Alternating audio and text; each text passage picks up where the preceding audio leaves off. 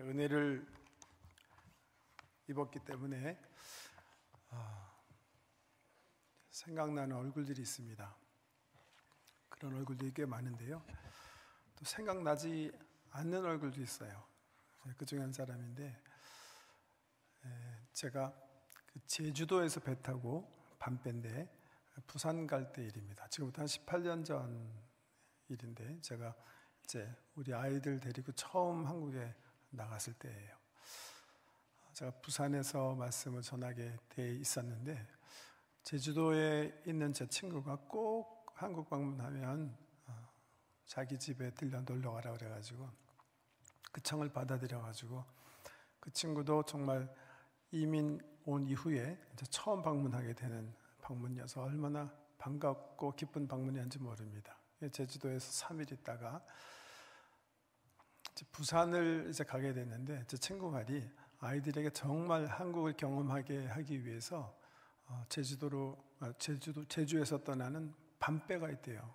7시에 타면 부산에 새벽 6시에 도착하는 그런 밤배가 있는데, 거기 1등, 2등, 3등석이 있는데 정말 추억을 위해서는 3등 칸을 타라. 그래야 아이들이 한국에 대해서 뭔가 경험할 거다. 여름방학이라 대학생들도 거기서 재밌게 밤새도록 노는 모습도 보고 하면서 한국을 보면 좋지 않겠냐. 제가 그 말 듣고 그 정말 좋은 생각이다 싶어서 그 배를 타봤는데요. 유명한 배입니다. 이게 블루 무슨 그런 호인데요. 그 후에는 여기서부터 시작된 거예요. 엘리베이터가 없더라고요, 이 배가. 그래서 이 계단을 오르는데, 보통 사람들은 뭐 올라가면 그만인데 우리들은 뭐가 있었을까요? 이민 가방. 한국 처음 나간 거니까, 저는 처음이 아니지만 이제 우리 아이들, 또 이제 우리 친구나 또 제 아내 가정 이제 친척들 이제 뭔가 이렇게 선물을 주기 위해서, 그 당시 또 우리 성도님들이 참기름을 가져가야 된다. 그 다음에 꿀이다. 그래가지고 이민 가방 4개를 챙긴 거예요. 근데 이게 보니까 너무 한심한 거예요. 8월 초순 정도 됐는데 사람이 그냥 줄을 섰는데, 이 초등학생 딸에는 집을 감당할 수 없는 지경이고, 그래서 저희가 어떤 결정을 했냐면, 그러면 맨 뒤에 서서 다 탄 다음에 올라가자 결정을 한 거예요. 왜냐하면 저랑 제 첩자가 짐을 날라야 되기 때문에. 그래서 다 탄 다음에 이제 낑낑거리면서 짐을 이제 나르기 시작한 거예요. 그 날라서 3등 칸에 딱 올라가 봤더니, 저는 이제 보통 여기 여객선처럼 이렇게 의자가 있는 줄 알았더니 의자가 없는 거예요. 근데 의자가 없을 뿐 아니라 놀랍게 이 정도 되는 상황이었어요. 이게 잘 보이지 않으시겠지만 그냥 발 디딜 틈이 없는 거예요. 그냥 맨바닥인데, 저희가 도착하니까 벌써 이제 다툼이 벌어지고 있었어요. 방송에서 나오는데, 3등 칸에 표를 너무 많이 팔아서 미안하다. 어떻게든지 밤새도록 가야 되는 거니까 서로 협력해서 가야 되지 않겠나. 그러니까 어떤 사람들은 너무 화가 나가지고 막 소리 지르고 싸움하기 시작하는데, 저희가 이렇게 들어서 보니까 복도라고 할 수 없는 출입문에 우리가 이제 이민 가방 4개 가지고 써 있는데, 이거 정말 한심한 거예요. 이게 그냥 출입문에 서서 11시간 그냥 가게 될 판인 거예요. 그냥 완전히 그냥 가득 차 있는 거예요. 땅바닥에 그냥 앉아 있는데. 근데 어떻게 해야 될지는 모르겠어요. 그냥 가만히 우리 멍하니 서가지고 저랑 제 아내가 서로 쳐다보면서, 이게 정말 큰일이다. 이게 어떻게 하면 좋을까 하고, 그냥 정말 막 짐도 막 거치장스러우니까 이게 어떻게 이 문제를 해결해야 될지 모르고 있는데요. 또 갑자기 어떤 젊은 대학생 하나가 일어나더니, 이리 오세요. 그랬더니 자기 친구들은 야 자리 내드리자 하면서 그룹이었는데 그냥 무더기로 나가는 거예요. 그래서 엉거줌춤 사양하지 못하고 그 자리를 차지하고 앉았는데, 그러고 나서 그 이후에 이 감사를 표현하고 싶어서 찾는데 워낙 사람이 많아가지고 찾지도 못하겠고 누군지도 모르겠는 거예요. 그래서 그 젊은이와 몇몇 그 소수 그 친구들 덕에 저희들은 그래도 이제 앉아서 밤새도록 진짜 고생은 했지만 추억에 남는 여행을 했어요. 시시때때로 제 아내가요, 이 일을 기억하면서 정말 고마운 사람들이다, 기억하는 그런 사람들이에요. 고맙다고 말할, 저의 감사의 뜻을 표할 수 있는 어떤 그런 가능성이 전혀 없지만 우리 삶 속에서 계속 생각나는 그런 젊은이들입니다. 오늘 성경 말씀 본문 보면 예수님과 어떤 경험 때문에 감사를 표현하기 원해서 초대받지 않았는데 이 바리새인 집에 불쑥 들어온 한 여인의 이야기가 기록되어 있어요. 근데 이 본문 말씀을 가지고 정말 이렇게 우리가 그런 말 많이 하죠. 우리 교회에서 오른쪽 뇌를 사용해서 한번 상상해 보면 이 여인의 감사의 표현이 정말 과하다 아니할 수 없어요. 보세요. 성경에 뭐라고 그랬냐면 이렇게 얘기해요. 이분이 초대받지 않은 바리새인 집에 방문해서 그때 예수님과 바리새인 그리고 아마 친구들이 아마 같이 식사를 하고 있었는데 예수님 뒤로 가서 발 곁에 섰고 울며 눈물로 그 발을 적시고 자기 머리털로 닦고 그 발에 입 맞췄다 이렇게 얘기하고 있어요. 우리 예수님이 한 30대 청년입니다. 이 여인의 나이가 얼마 됐을지 모르지만 이게 어떻게 보면 어떤 공개적인 석상에서 일어났으니 망정이지 이게 프라이빗한 어떤 룸에서 일어났다면 굉장히 선정적인 그런 장면일 거예요. 한 여인이 한 남정네의 발을 눈물로 씻고 자기 머리털로 비볐다는, 보통 센슈얼한 사건이 아닐 수가 없어요. 많은 화가들이 이 장면을 그려보려고 애를 쓴 것 같아요. 작품 많은데 제가 한 2개 정도 이렇게 가져왔는데, 이 작가는 한 여인이 우리 예수님의 발을 자기 얼굴과 머리로 이렇게 비비는 그런 모습을 썼는데 거의 젖가슴 한 반 정도 이렇게 열어놨어요. 아마 이 작가는 이 팔레스타인 2000년 전 당시 이 여인의 어떤 그 행동은 자기의 어떤 모든 마음을 드러내는 헌신의 어떤 모습이었다 하는 의미에서 이 옷을 이렇게 반쯤 벗기지 않았나 싶은데요. 어떤 작가가 이렇게 표현했어요. 어떻게 표현했든 지금 우리 앞에서 이 광경이 펼쳐지더라도 굉장히 선정적인 것이고 굉장히 충격적인 장면이면 틀림없어요. 누구든지 이게 뭐지? 아니 왜 이런 엄청난 일이 일어나는 거지? 충격받을 수밖에 없는 그런 사건입니다. 근데 그런 관점에서 보면 사실은 이 예수님을 초대한 바리새인의 반응은 어떻게 보면 당연했다고 할 수가 있어요. 바리새인이 이거 보면서 어떻게 이럴 수가 있는가? 어떻게 이 여인이 이렇게 막 예수의 발을 만지고 머리털로 문지르고 하는가? 그리고 또 예수는 왜 이 여인이 그대로 이런 일을 하도록 그대로 내버려 두는가? 예수를 초대한 시몬이 강하게 리액트했다. 성경은 이렇게 얘기하고 있어요. 예수를 청한 바리새인이 그것을 보고 마음에 이르되, 이 사람이 만일 예수를 향해서 이 사람이 만일 예수가 정말 선지자라면 자기를 만지는 이 여자가 누구며 어떠한 자 곧 죄인인 줄을 알았으리라.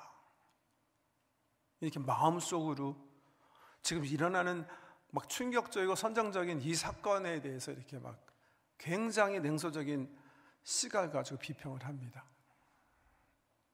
근데 참 이 성경이 재미있는 것이 이 바리새인은 이 사람이 정말 선지자라, 이 예수가 정말 하나님의 사람이라면 이 여인이 누구인 줄 알았을 것이다. 그렇게 생각하고 있는데 우리 예수님은요, 이 여인이 누구인 줄 아실 뿐만이 아니라 바리새인이 지금 무슨 생각하고 있는지를 아시는 거예요. 그래서 바리새인이 그런 냉소적이고 비판적인 생각을 할 때 오히려 바리새인을 향해서, 시몬을 향해서 입을 열어 이렇게 말씀하세요. 예수께서 이르시되 시몬아 네게 이를 말이 있다. 시몬님, 선생님 말씀하십시오. 예수님께서 비유를 이렇게 말씀하세요. 빚 주는 사람에게 빚진 자가 둘이 있어 하나는 500데나리온을 졌고 하나는 50데나리온을 졌는데, 지금 우리말로 하면 한 사람에게는 5만 불 꽂았고 또 한 사람에게는 5천 불 꽂았다는 거예요. 근데 둘 다 갚을 능력이 없어요. 그래서 forgiven, 탕감해 줬어요. 빚 없는 걸 하자. 괜찮다. 너 5만 불 안 갚아도 되고 너 5천 불 안 갚아도 돼. 이렇게 해줬다는 거예요. 그 비유를 얘기하시면서 주님이 시몬에게 물으세요. 그 둘 중에 누가 그를 더 사랑하겠느냐. 이게 두말하면 잔소리잖아요. 한 사람은 5만 불 탕감받았고 한 사람은 5천 불 탕감받았어요. 누가 더 감사하겠습니까? 누가 더 고마워하겠습니까? 당연히 5만 불 빚진 사람이었겠죠. 그 비유를 얘기하신 다음에 친히 예수님께서 이렇게 설명하세요. 그 여자를 돌아보시고 다시 시몬을 보시며 이르시되 이 여자를 보느냐? 내가 네 집에 들어올 때 너는 내게 발 씻을 물도 주지 아니하였으되 이 여자는 눈물로 내 발을 적시고 그 머리털로 닦았으며 너는 내게 입 맞추지 아니하였으되 그는 내가 들어올 때부터 내 발에 입 맞추기를 그치지 아니하였으며 너는 내 머리에 감람유도 붓지 아니하였으되 그는 향유를 내 발에 부었느니라. 그렇게 얘기하시면서 그 이유를 이렇게 설명하세요. 이러므로 내가 내게 말하노니 그의 많은 죄가 사하여졌도다. 이는 그의 사랑함이 많음이라. 사함을 받은 일이 적은 자는 적게 사랑하느니라. 이 여인의 행동을 두둥하시는 거예요. 이 여인이 초대되지 않았지만 주님 찾아와서 눈물로 예수님의 발을 적시고 머리털로 그 발을 닦고 그리고 그 발에 입 맞추는 것을 예수님께서요, 그 선정적인, 그 충격적인 사건을 이렇게 두둔하시면서 뭐라고 설명하셨냐면, 이 여인이 이렇게 하는 이유는 많은 죄를 용서받았기 때문이다. 그렇기 때문에 큰 사랑을 가지고 나한테 나오는 거다. 그렇게 설명을 해주셨다는 거예요. 그렇게 생각해 보면 이 여인은 찾아온 이유가 확실히 있네요. 우리 예수님께 큰 빚을 졌기 때문에, 큰 사랑을 받았기 때문에 그 사랑을 표현하기 위해서 온 거네요. 근데 그 이해를 가지고 이 예수의 이 여인의 행동을 다시 한번 우리가 상상할 필요가 있어요. 여러분 이 말씀을 보시면서 이 여자분이 헐리우드 액트레스인가 보다. 들어올 때부터 내가 예수님 발을 눈물로 닦아드려야지. 딱 서가지고 눈물 팍 흘려가지고서는 이제는 머리털로 닦아야지.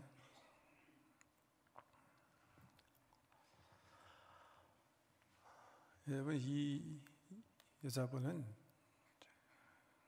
할리우드 배우가 아니에요. 아마 이 여자분은 감사를 표현하기 위해서 향유를 가지고 예수님 머리에 부으려고 했을 거예요. 그게 유대인의 전통이거든요. 한 사람을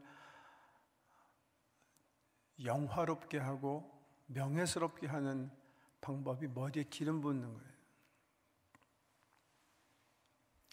아마 기름 붓기 위해서 들어왔는데, 그래서 예수님 뒤로 가서 섰는데, 그런데 갑자기 가슴이 울컥 올라오는 거예요. 예수님을 보니까 다시 감정이 북받쳐 올라오는 거예요. 그래서 갑자기 눈물이 나는데 그 눈물이 어디 떨어져요? 예수님 발에 떨어지는 거예요. 근데 예수님 나중에 시몬에게 얘기하신 것처럼 예수님 발에 지금 먼지가 가득 껴 있어요. 황토길을 걸으셨기 때문에 씻겨지지 않은 발이에요. 근데 자기 눈물이 예수님 발에 뚝뚝 떨어지는 거예요. 당황했을 거예요, 이 여인은. 그렇다고 시몬한테 손수건 좀 갖다 주세요, 수건 좀 갖다 주세요 할 수 있는 계제도 아니에요. 아무것도 준비해온 게 없어요. 자기의 눈물이 예수의 발에 떨어지는 것을 보고 당황한 이 여인이 어떻게 하는 거예요? 여자의 명예의 상징인 머리칼로 그 발에 닦기 시작하는 거예요. 그리고 그 발에 입 맞췄다. 그리고 준비해온 향유를 예수님 발에 부었다는 거예요. 이 여인이 어떤 사람이길래, 어떤 용서를 받았길래, 어떤 경험을 했기 때문에 이런 충격적인 감사를 예수님께 했을까?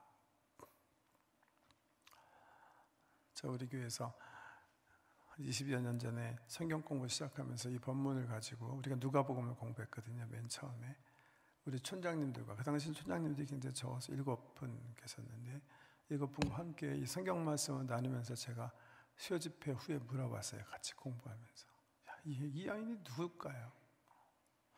이 여인이 어떤 사람일까? 어떤 사람이길래, 뭘 경험했기 때문에 이 여자가 이런 감사를 이렇게 표현할까요? 성경에 보면 30절에 이 동네에 죄를 지은 한 여인이 있어, 이렇게 누가가 소개하고 있다면, 시몬은 뭐라 그랬냐면 이 사람이 만일 선지자라면 자기를 만지는 이 여자가 누구며 어떠한 죄인인 줄 알았으리라. 또 예수님은 뭐라 그러셨냐면 그의 많은 죄가 사하여졌도다. 뭔가 죄를 엄청 많이 진 그런 여인인 것 같아요. 제가 촌장님들에게 이 본문을 얘기하면서 어떤 사랑을 받았을까요? 이 여인이 그렇게 물었을 때 한 촌장님이 그렇게 대답하셨어요. 제 생각하기에는 이 여인은 요한복음 8장에 나오는 간음하다 현장에서 붙들려 온 여인인 것 같습니다. 여러분 그 사건 기억하시죠? 바리새인과 서기관이 예수님 책 잡기 위해서 밤에 다른 남자와 잠을 자는 여인을 잡아와요. 아마 옷도 제대로 갖추지 못하고 질질 끌려왔을 텐데 그 여인을 데려와서 바리새인과 서기관이 예수님께 말하죠. 모세 법에 의하면 간음한 여인은 돌로 쳐 죽이라고 했는데 당신은 어떻게 하겠소? 예수님 시험하기 위해서 서기관과 바리새인이 그런 질문을 물을 때 우리 예수님께서 대답하지 아니하시고 성경에 보면 땅바닥에 앉으셔서 뭔가 조용히 쓰셨다 그러셨어요. 그 잠시 후에 길길이 날뛰고 돌 가지고 있는 서기관과 바리새인과 사람들에게 그렇게 말씀하세요. 너희 중에 죄 없는 자가 먼저 돌로 쳐라. 그 말씀을 듣고 어른부터 시작해서 하나 둘 마지막엔 어린 아이까지 그 현장에 있지 않고 다 돌을 놓고 자리를 떠나게 됩니다. 그때 예수님께서 그 여인에게 얘기하세요. 너를 정죄하는 자가 어디 있느냐? 그 여인이 부끄럽게 작은 소리로 아무도 남지 않았습니다. 그때 예수님께서 그 여인에게 얘기하세요. 나도 너를 정죄하지 아니하노라. 가서 더 이상 죄 짓지 말아라. 그리고 둘이 헤어지는 거예요. 그 말을 들었을 때요, 그 여인이라면 그럴 수 있었겠다. 그때 정말 절대절명의 순간인데 예수님께 감사의 표현을 적절히 할 수 없는 그런 상황이었을 터이니까 우리 예수님께 찾아와서 뭔가 감사를 표시하려고 했을 것이고 하려고 할 때 갑자기 그 전에 있었던 그 사건이 생각이 나서 울컥하고 울었을 그럴 가능성이 있겠다. 성서학적으로 생각해 보면요, 사실 그 사람일 가능성은 그렇게 많지 않아요. 왜냐하면 그 사건은 예루살렘에서 일어난 사건이에요. 그 여인은 예루살렘 근처에 살았던 것 같아요. 이 사건은 갈릴리에서 있었던 사건이거든요. 그러나 이 여인도 그런 비슷한 사죄의 은총을 경험한 것 같아요. 그래서 뭔가 우리 예수님께 자기의 마음을 표현하지 않으면 안 되는 절박한 심정을 가지고 초대받지 않는 집에 급습했고, 정말 갈망하던 예수를 보자 울컥하는 마음에 눈물로 그의 발을 당황스럽지만 닦지 않으면 안 되는,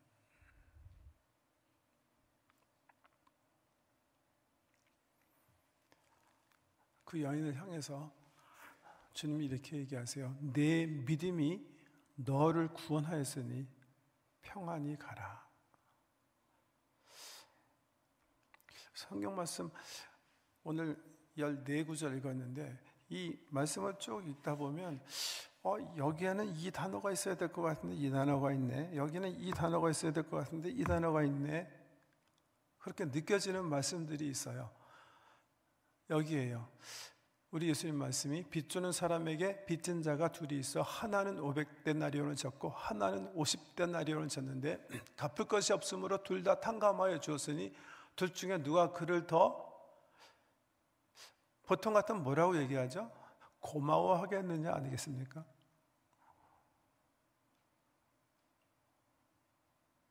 누가 더 감사하겠습니까? 이게 아닐까요? 근데 여기 사랑이라고 되어 있고요. 또 전체 쭉 어떤 스토리에서 결론을 내실 양이면 네 감사가 너를 구원하였으니 평안히 가라. 내 사랑이 너를 구원하였으니 평안히 가라. 이게 맞을 것 같은데 갑자기 내 믿음이 너를 구원하였으니 평안히 가라. 이렇게 얘기하세요. 마치 감사와 사랑과 믿음이 동의어인 것처럼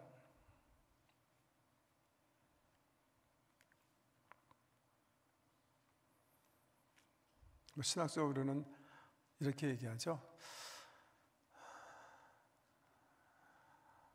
감사와 사랑이 믿음은 아니지만 믿음의 열매이다. 이렇게. 내가 정말 믿음이 있나는 내 밖으로 표출되는 감사와 사랑이 시금석이다 하는 의미로.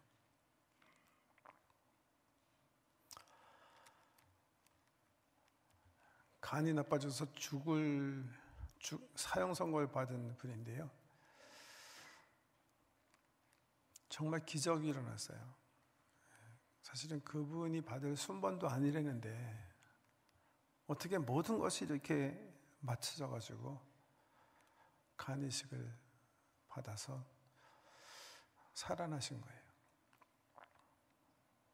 근데 간 기증한 분 혹은 가족에서 누가 간을 기증했는지 밝히지 말아달라 해서 알지를 못하는 거예요.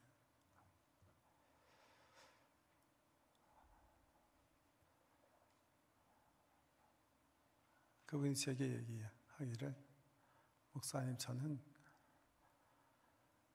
매일 아침마다 그분 생각하면서 삽니다. 늘 매일 감사하면서 살아요. 누군지 모르지만 내가 지금 이렇게 숨쉬고 살아가는 것은 그분의 생명 때문이니까요. 얼굴도 모르는.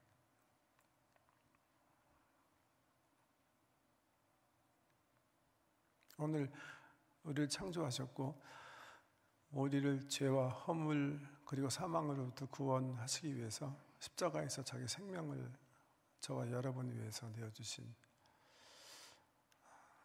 예수님의 사랑을 셀레브레이트하는 날이에요.